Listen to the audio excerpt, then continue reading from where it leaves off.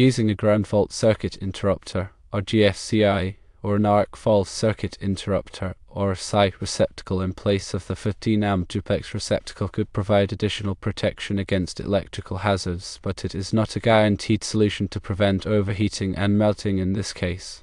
Here is why.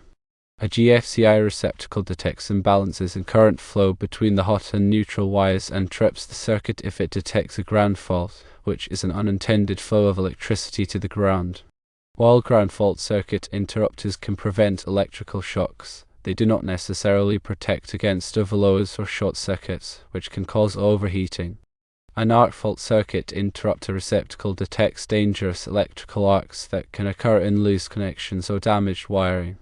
Arc fault circuit interrupters can help prevent electrical fires caused by arcing, but they also do not directly protect against overloads or short circuits. The primary cause of the overheating and melting is likely an overload on the circuit.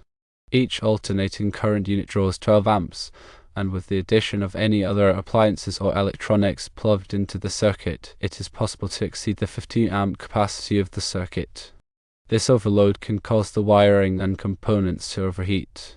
To address the issue, the following steps are recommended. Firstly, calculate the total load. Determine the total load on the circuit by adding up the amperage draw of all devices connected to it.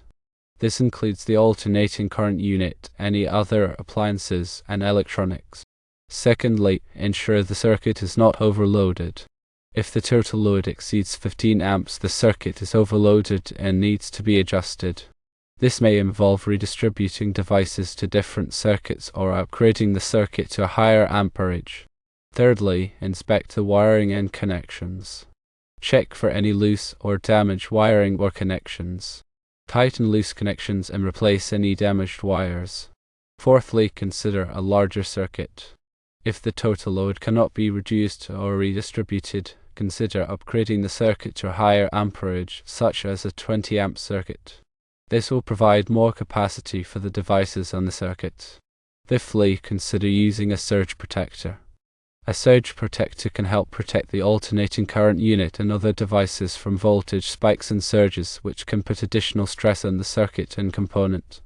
By following these steps, you can help prevent overheating and melting of the receptacle and cord and ensure the safe operation of the alternating current unit.